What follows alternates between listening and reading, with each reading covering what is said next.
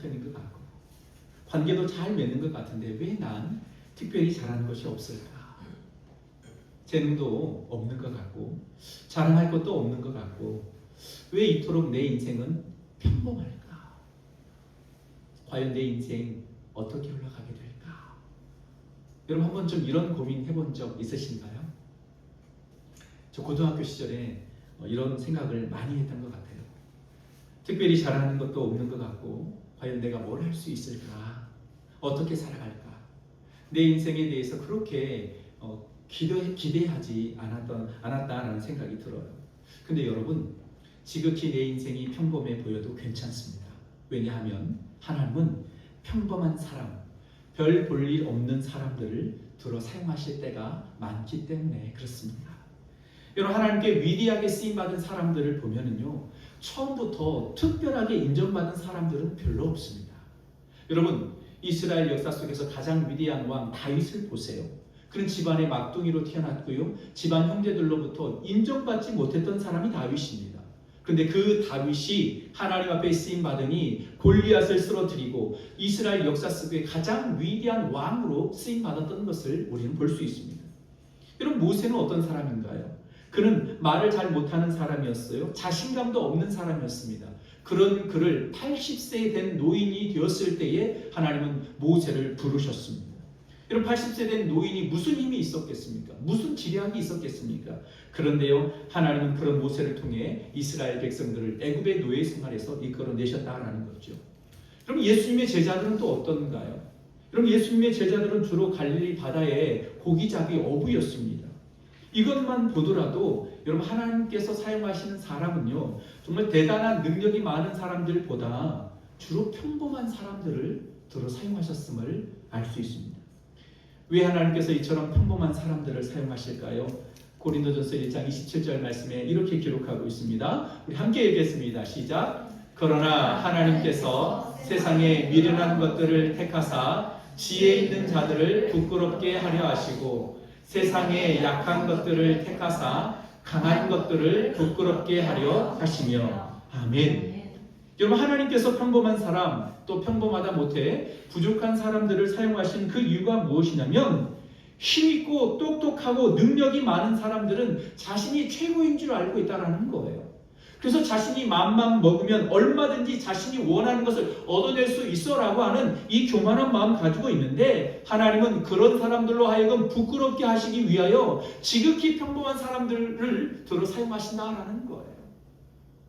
그래서 지극히 평범한 사람들을 들어 사용하셔서 잘난 척하는 사람들, 그 사람들의 코를 납작하게 하시는 분, 그분이 바로 우리 하나님이다라는 겁니다. 여러분 지극히 평범한 사람이 굉장히 위대한 일을 해냈다라고 생각해 보세요. 우리가 어떤 생각을 하게 되나요? 우리는 그 사람을 바라보면서 이런 생각을 할 것입니다. 와, 진짜 하나님이 계시구나.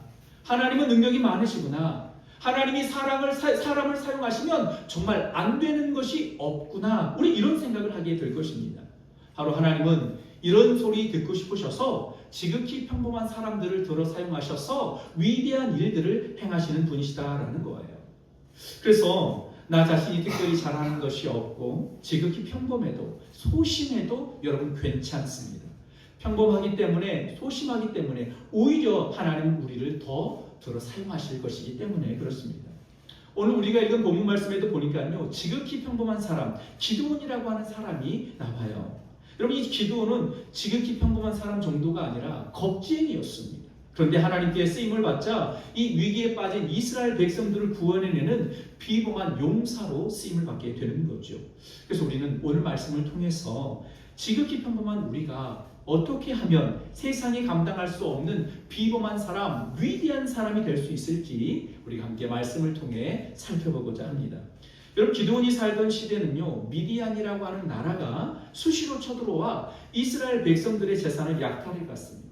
사사기 6장 3절 말씀에 보니까요 이스라엘 백성들이 열심히 씨를 뿌리고 열매를 거둘 때가 되면 꼭 이 미디안 사람들이 올라와서 모든 열매들, 곡식들을 다 가져가 버렸습니다. 그러다 보니까 이스라엘 백성들이 먹을 것이 별로 없었습니다. 11절 말씀에 보니까요 기드온은 이 미디안 사람들이 무서워서 포도주 틀로 밀을 타작하고 있었다라고 말씀하고 있습니다. 여러분, 이 포도주 틀로는 뭘 타작해야 됩니까? 포도를 타작하는 거죠. 포도주로 즙을 짜내는 겁니다. 밀은 어디서 타작하는 것이냐면 넓은 공간 안에서 밀은 타작하는 거예요. 넓은 곳에 바람이 불면서 그래야 알곡과 쭉정이를 구분해낼 수 있는 거죠. 그런데 기드온은 이 포도주 틀로 밀을 타작하고 있다라는 거죠. 그 이유가 무엇일까요? 포도주 틀은요 작습니다. 그래서 좁은 공간에서 타작을 할 수 있어요. 반이라든지 아니면 동굴 같은 곳에 들어가서 타작을 할 수 있습니다. 다시 말해 이 기드온은 미디안 사람들이 무서워서 동굴에 틀어박혀 그곳에서 조용히 숨죽여가며 밀을 타작하고 있었다라는 거죠. 여러분, 기드온이 얼마나 겁이 많고 또 얼마나 연약한 존재인가를 보여주고 있는 내용이죠. 그런데 놀랍게 하나님은 동굴 속에서 숨어서 밀을 타작하고 있는 기드온에게 찾아옵니다. 아무것도 할 수 없고 답답한 인생, 연약할 대로 연약하고 또 비겁하고 비참한 이 초라한 인생 가운데에 살고 있는 이 기드온에게 우리 하나님 찾아오셨어요. 여러분, 우리가 기억해야 될 것이 있습니다. 하나님은 우리가 연약하고 잘하는 것이 없고 비참하고 초라해서 숨고 싶은 내 인생 가운데에도 지극히 평범한 내 인생 가운데도 찾아오시는 분이심을 여러분 믿으시길 바랍니다. 그래서 내가 잘하는 것이 없기 때문에 어떻게 이 세상을 살아가야 할지 막막해하며 생존을 위해 나의 꿈도 나의 비전도 포기한 채 살아가는 그런 나를 찾아오셔서 하나님의 사랑으로 나를 일으켜 세워주시는 분, 그분이 바로 우리 하나님이심을 여러분 믿으시길 바랍니다. 여러분, 하나님께서요 이렇게 숨어있는 기드온을 찾아오셔서 뭐라고 말씀하셨나요? 우리 12절 말씀을 함께 읽도록 하겠습니다. 시작. 여호와의 사자가 기드온에게 나타나 이르시되 큰 용사여 여호와께서 너와 함께 계시도다 하매. 아멘. 여러분, 하나님께서는요 겁쟁이 기드온에게 큰 용사여라고 부르셨습니다. 여러분, 기드온은 큰 용사가 아니죠. 용기도 별로 없는 사람이에요. 겁도 많은 사람입니다. 그런데 어떤 능력을 가지고 있는 것도 아니에요. 그런데 하나님은 이 기드온을 향하여 큰 용사여라고 말씀하고 있습니다. 왜 그럴까요? 지금은 지극히 평범한 사람이지만 하나님께서 기드온으로 하여금 큰 용사가 되게 하시겠다라는 거예요. 아멘. 무엇을 의미할까요? 여러분 기억하시기 바랍니다. 인간의 가치는 타고난 운명이나 스스로의 노력에 의해 결정되는 것이 아니라 바로 하나님이 결정하신다라는 사실이에요. 한번 따라서 합시다. 인간의 가치는 타고난 운명이나 스스로의 노력에 의해 결정되는 것이 아니라 하나님이 결정하신다. 아멘. 아무리 좋은 집안에서 태어나고 또 많은 재능을 가졌다 할지라도 하나님께서 그 사람을 낮추시면 여러분 그 사람은 하찮은 존재가 될 수밖에 없다라는 거예요. 그러나 반대로 하나님께서 그 사람을 높여시기 시작하면 그 사람은 존귀한 인생으로 살게 된다라는 거예요. 여러분 요셉을 보세요. 요셉은 형들에 의해 애굽의 종으로 팔려갔습니다. 누명을 쓰고 감옥에 죄수로 들어갔어요. 요셉의 인생은 종이었고 죄수였습니다. 그가 아무리 노력한다 할지라도 그의 인생이 뒤바뀌기란 결코 쉬운 상황이 아니지요. 그런데요 하나님께서 요셉의 인생을 높이기 시작하시니 그의 인생이 한순간에 애굽이라고 하는 거대한 나라의 총리가 되었을 뿐만 아니라 애국뿐만 아니라 고대 근동 그 주변에 있는 수많은 나라의 사람들까지 먹여 살리는 존귀한 사람으로 하나님께서 그를 사용하신 것을 우린 볼 수 있습니다. 뿐만 아니죠. 여러분 느부갓네살 바벨론의 왕 느부갓네살 왕은 어떤 왕이었습니까? 대제국의 왕이었어요. 가장 강력한 엄청난 힘과 권세와 지위를 가지고 있는 사람이었는데 하나님께서 이 느부갓네살 왕을 낮추시기 시작하니 그가 하루아침에 궁궐에서 쫓겨나게 되고요. 들짐승들과 함께 지내며 풀을 뜯어먹는 인생으로 전락하고 마는 거예요.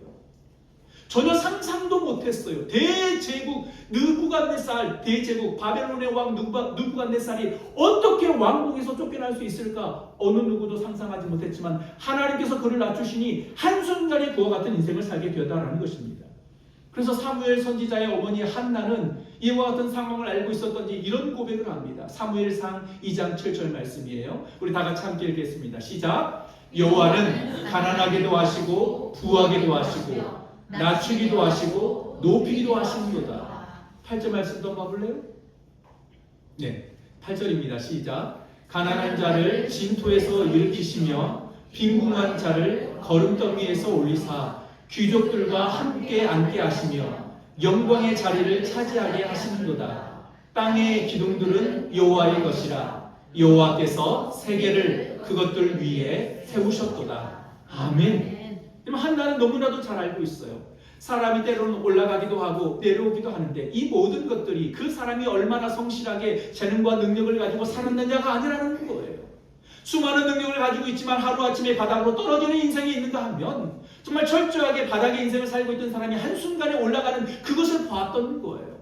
한나 스스로가 그걸 경험했습니다. 자녀가 없어서 자신의 인생은 바닥의 인생인 줄 알았어요. 그런데 하나님께서 어느 날 한나에게 사무엘이라고 하는 아들을 주시자 그의 인생이 하늘로 올라가는 높임받는 인생이 된 거지요. 그러면서 고백하는 내용이 무엇입니까? 하나님께서는 사람을 높이기도 하시고 낮추기도 하시고 사람을 사용하기도 하시고 버리기도 하시는 분이시다라는 것을 그가 기억하고 고백하고 있는 겁니다. 여러분, 어떻게 하면 하나님 앞에 높임을 받고 존귀하게 쓰임을 받을 수 있을까요?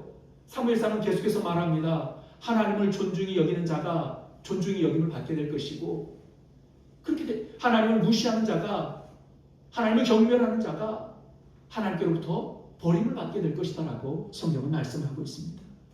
부디 소망하기는 내가 지극히 평범해 보이고 내가 특별히 잘하는 것이 없는 인생이라 할지라도 눈에 보이지 않지만 살아 역사하시는 그 하나님을 존중히 여김으로 말미암아 우리의 인생이 하나님 앞에 위대하게 쓰임받는 복된 인생 되시기를 주님의 이름으로 축원드립니다. 여러분, 기드온을 향하여 큰 용사여라고 부르신 하나님은 기드온에게 사명을 주십니다. 우리 14절 말씀인데요, 우리 함께 읽겠습니다. 시작. 여호와께서 그를 향하여 이르시되 너는 가서 이 너의 힘으로 이스라엘을 미디안의 손에서 구원하라. 내가 너를 보낸 것이 아니냐 하시니라. 아멘. 여러분, 하나님께서 기드온에게 하신 말씀이 뭐예요? 너의 힘으로 이스라엘을 구원하라 라고 말씀하고 계십니다. 이 말은 지금 너가 가지고 있는 그 힘으로, 자신의 힘으로 이스라엘을 구원해라 라고 말씀하시는 것처럼 들립니다. 근데 이 말씀의 진짜 참 의미는 뭐냐면, 여기서의 너의 힘이라는 거 하는 것은 기드온의 힘을 의미하는 것이 아니라 하나님께서 기드온에게 공급하실 힘을 말하는 거예요. 이 말을 다른 말로 표현한다면 하나님께서 기드온에게 힘을 공급해 주시겠다라는 겁니다. 이 말은 무엇을 의미하냐면, 하나님께서 어떤 누군가를 들어 사용하시며 사명을 줄 때에는 사명만 주시고 끝내시는 분이 아니라는 겁니다. 그 사명을 감당할 수 있도록 하나님의 지혜와 하나님의 힘과 하나님의 권능까지 주시는 분이 바로 우리가 믿는 하나님이다라는 거예요. 그러니 지금 기드온이 매우 나약하고 겁쟁이처럼 보이지만 하나님께서 기드온에게 이스라엘을 구원해내라라고 하는 이 사명을 주셨으니 하나님께서 기드온에게 힘을 주실 테니 하나님이 주시는 그 힘으로 지금 이 위대한 일들을 감당하라라고 명령하고 있는 거예요. 여러분, 모세가 80세가 되었을 때 하나님은 모세를 부르셨습니다. 힘이 있을 때는 모세를 부르지 않았어요. 백발 노인이 되었고 80세 노인이 되었습니다. 이제 체력도 떨어졌어요. 할 수 있는 것이 별로 없습니다. 그런데 하나님은 그때 모세에게 나타나셔서 모세를 부르십니다. 애굽에서 종살이하고 있는 이스라엘 백성들의 고통의 소리를 내가 들었으니 너는 애굽으로 돌아가 이스라엘 백성들을 이끌어내라 라는 사명을 주었습니다. 근데 모세가 두려워하잖아요. 그래서 어떻게 합니까? 능력의 지팡이를 모세의 손에 들려줍니다. 그래서 하나님은 모세를 통해서 애굽 땅에 10가지 재앙을 내리시고 홍해 바다를 가르셔서 추격하던 애굽의 모든 군대를 홍해 바다에서 완전히 수장시키시고 이스라엘 백성들을 건져내시잖아요. 여러분, 하나님께서 우리의 삶 가운데 어떤 위대한 사명을 주실 때에는 사명만 주시는 것으로 끝내시는 분이 아니에요. 그 사명을 능히 감당할 수 있도록 힘과 지혜와 권능과 능력을 주시는 분이 우리 하나님이심을 여러분 꼭 믿으시길 바랍니다. 아멘. 그러니까 여러분, 여호수아도 마찬가지예요. 모세의 종 여호수아입니다. 모세가 죽고 여호수아가 이스라엘 백성들을 이끌어야 합니다. 이스라엘 오합지졸 이 말 안 듣는 이스라엘 백성들을 이끌고 저 가나안 땅에 들어가 이 가나안의 백성들과 전쟁을 치러야 되는 그런 상황이에요. 근데 여호수아는 능력이 없어요. 지극히 평범한 사람이었습니다. 모세의 종에 불과했던 사람이에요. 여호수아나 모세를 따르던 이스라엘 백성들이나 차이가 없어요. 그런데요, 이 지극히 평범한 여호수아에게 하나님은 사명을 주십니다. 두려워 떨고 있는 여호수아에게 이렇게 말씀하세요. 여호수아서 1장 6절 말씀입니다. 우리 함께 읽겠습니다. 시작. 강하고 담대하라. 너는 내가 그들의 조상들에게 맹세하여 그들에게 주리라 한 땅을 이 백성에게 차지하게 하리라. 아멘. 여호수아에게 단순히 가나안 땅에 들어가 정복전쟁해라 이 정도로만 끝낸 것이 아니에요. 모세에게는 능력의 지팡이가 있었다면 여호수아에게는 그런 것도 없어요. 그냥 말 그대로 지극히 평범한 사람이었습니다. 그런데 이 평범한 여호수아에게 하나님 말씀하십니다. 강하고 담대하라. 내가 약속의 땅을 너에게 주리라. 하나님 말씀하셨습니다. 여호수아는 이 약속의 말씀을 듣고 나아가 전쟁을 치르게 되는 거지요. 어떻게 되었습니까? 모든 전쟁을 승리하며 결국 가나안 땅을 차지하게 된 것이지요. 여러분, 하나님께서 연약한 나를 부르셔서 사명을 맡기실 때는 그냥 맡기시는 것 아니에요. 그 사명을 감당할 수 있는 능력도 주십니다. 그래서 비록 내 삶에 재능도 없고 능력도 없고 공부를 잘하지도 못하고 어떤 관계 맺는 것도 잘 못해도 여러분 괜찮아요. 여러분, 우리가 할 수 있는 최선은 뭔가요? 하나님의 부르심 앞에 순종하면 되는 거예요. 내가 그저 하나님의 부르심 앞에 순종하여 그 삶의 자리를 향해 나아가면 하나님은 그 일을 감당할 수 있는 능력을 주시는 분이심을 여러분 믿으시길 바랍니다.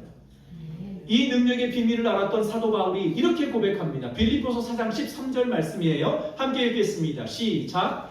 내게 능력 주시는 자 안에서 내가 모든 것을 할 수 있느니라. 아멘. 여러분 이 말씀을 믿으시나요? 아멘. 예, 능력 주시는 자 안에서 우리는 모든 것을 할 수 있음을 믿습니다. 우리 서윤이의 꿈은 성신여대 조속과에 가는 게 일단 목표입니다. 하나님이 함께 하시면 할 수 있을 줄 믿습니다. 더 크게 아멘? 아멘입니다. 아멘. 여러분 마음 가운데 꿈이 생겼다면 어쩌면 그 꿈은 하나님께서 주신 꿈일 수 있어요. 어떻게 하면 되지요? 그 꿈이 하나님께서 주신 꿈이라면 순종하며 전진하면 됩니다. 하나님께서 반드시 그 일을 이룰 수 있도록 힘과 지혜와 능력을 주실 것입니다. 그러니까 여러분 내 안에 꿈이 생겼다면 그 꿈을 부여잡고 도전하면 되는 거예요. 하나님 저에게 능력이 없어요. 저는 못할 것 같아요. 이런 부정적인 생각에 사로잡혀 게으름과 나탐 속에 산다면 우리 그 사명을 그 비전을 이룰 수 없는 거죠.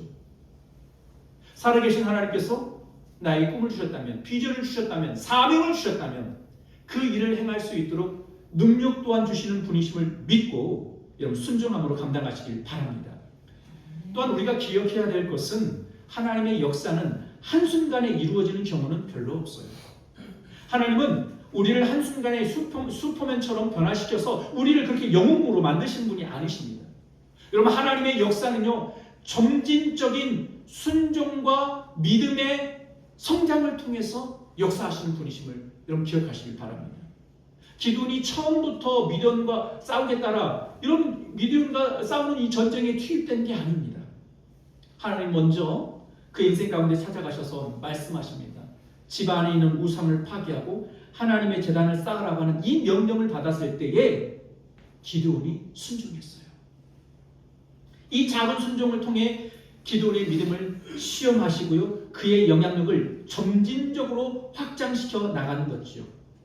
기드온이 이런 하나님의 음성 앞에 순종하게 되었고 그러자 성령님께서 기드온에게 임하시게 되었고 기드온은 성령님이 임하신 이후에 다른 바 사람들을 모으게 되고 리더자로서 지도자로서 감당을 하게 된 거죠. 그러면서 놀랍게 성장하게 된 것입니다. 여러분 우리의 삶도 마찬가지예요. 우리가 하나님 앞에 큰 부르심을 받았다고 해서 처음부터 완벽하게 어떤 위대한 일을 해낼 수 있는 것은 아닙니다. 성장의 과정이 필요해요. 또한 하나님께서 요구하시는 순종이 있어요. 처음부터 하나님은 우리에게 대단한 순종을 요구하시는 것은 아닙니다. 우리가 감당할 만한 어떤 작은 순종을 요구하시는 거죠. 그때 우리는 그 작은 순종에 응답하는 거예요. 그때 겸손하게 하나님께 순종할 때에 성령님께서 우리 가운데 임하시고 우리에게 능력을 부어주셔서 우리의 믿음이 점점 성장하게 되는 것이고 결국 위대한 일들을 감당할 수 있는 사람으로 성장하게 되는 것입니다. 그래서 하나님의 역사가 우리의 삶 속에 작은 순종을 통해 점진적으로 이루어지며 최종적으로 우리가 하나님의 부르심에 합당한 자로 쓰임을 받게 되는 거죠. 사랑하는 우리 플랜제이 교회 성도 여러분, 혹시 지금 나 자신의 연약함 때문에 두려워하거나 머뭇거리거나 뒤로 물러서고 싶은 그런 마음 가운데 살아가고 있는 분들이 계십니다. 열심히 노력했지만 결과가 나오지 않아서 주저앉고 싶은 그런 절망의 마음을 갖고 살아가고 있지는 않습니까? 여러분 기억하세요. 내 삶이 내 뜻대로 펼쳐지지 않는다 할지라도 여러분 괜찮아요. 내가 특별히 잘하는 것이 없어도 괜찮아요. 약해도 괜찮아요. 특별히 잘하는 것이 없어도 괜찮아요. 왜냐하면 우리가 믿는 하나님이 강하고 위대하신 분이시기 때문에 그렇습니다. 그 하나님께서 능력 주시면 우리는 능히 못할 일이 없음을 여러분 믿으시길 바랍니다. 하나님은 우리의 부족함을 전혀 문제 삼지 않으십니다. 하나님 말씀 앞에 작은 순종을 통하여 하나님 앞에 반응하는 자를 통하여 그들을 점진적으로 성장시키시고 삶의 지경을 넓히셔서 하나님의 위대한 사람으로 우리를 사용하여 주시는 것이지요. 그래서 우리의 인생이 지극히 평범해도 위대한 인생, 비범한 인성이 될 수 있는 비결, 그건 바로 주님의 능력에 있는 것입니다. 소망하기는 우리 모든 성도님들이 이 주님 의지하며 신실한 믿음의 삶을 살아내는 하나님의 사람들이 되시기를 주님의 이름으로 축원드립니다. 함께 기도하겠습니다. 능력이 많으시고 사랑이 풍성하신 하나님, 지금 나 자신을 볼 때에 탁월하게 잘하는 것도 없고 연약하며 지극히 평범하여 자신의 인생의 앞날을 기대할 수 없지만 그런 나를 부르셔서 위대한 사람으로 세우시는 분이 주님이심을 믿습니다. 현실의 한계에 부딪혀 미래를 꿈꿀 수조차 없을 때에도 하나님께서 함께하여 주셔서 끝까지 믿음으로 순종하게 하시고 우리의 삶이 하나님으로 인해 확장되는 것들을 경험하게 하여 주옵소서. 특별히 우리 교회의 다음 세대 학생들이 너무 성적에 연연해하지 않게 하여 주시고 하나님은 자격을 따지시는 분이 아니라 순종을 원하시는 분이심을 기억하고 믿음을 따라 순종의 삶을 살게 하여 주옵소서. 또한 우리 모든 성도님들이 주님 안에서 세상을 바라보는 안목을 키우고 사람을 존중하는 성품을 익혀서 세상을 아름답게 세워가는 위대한 사람들로 쓰임받게 하여 주옵소서. 예수님의 이름으로 기도하옵나이다. 아멘.